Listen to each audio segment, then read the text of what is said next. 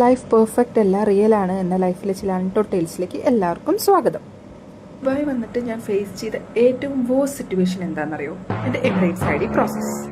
എൻ്റെ tourist visa expired ആയി. Visa പ്രോസസ്സിങ്ങിന് delay വന്നു. ഓഫീസിൽ പോയി ചോദിച്ചപ്പോൾ ഫ്രീ സോൺ ആയതുകൊണ്ടെന്നാണ് അവർ പറഞ്ഞത്. നമ്മുടെ ട്രാവൽ ഏജൻസിക്കാർ വിളിച്ച് പ്രഷർ തരാൻ തുടങ്ങി. കാരണം ഓവർ സ്റ്റേ ആയി കഴിഞ്ഞ് കഴിഞ്ഞാൽ അബ്സ്കോണ്ട് ആവും, ഫൈൻ അടച്ചിട്ടില്ലെങ്കിൽ എന്ന്. ഓഫീസിൽ പോയി പറഞ്ഞപ്പോൾ അവർ പറഞ്ഞു അത് ഞങ്ങൾ ഡീൽ ചെയ്തോളാം, പ്രോബ്ലം ഒന്നുമില്ലാന്ന്. ബട്ട് ഞാനൊരു 4 days ആയപ്പോൾ ഫൈൻ അടച്ചു. പക്ഷെ എന്നാലും സ്റ്റാറ്റസ് ചേഞ്ചിൻ്റെ ഡിലേ വന്നു. വിസിറ്റിംഗ് വിസ ടു എംപ്ലോയ്മെൻറ്റ് വിസയ്ക്ക് ഡിലേ വന്നപ്പോൾ എനിക്ക് February 6 മെയിൽ വന്നു, അബ്സ്കോണ്ടായി എന്ന് പറഞ്ഞിട്ട്.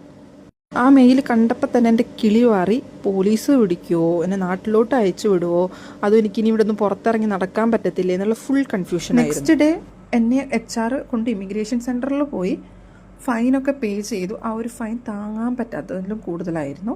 അബ്സ്കോണ്ടിൽ നിന്ന് റിമൂവ് ചെയ്തു. പക്ഷേ ഇത് വെറും ജസ്റ്റ് സ്റ്റാർട്ടിംഗ് ആണെന്ന് ഞാൻ പറഞ്ഞില്ല.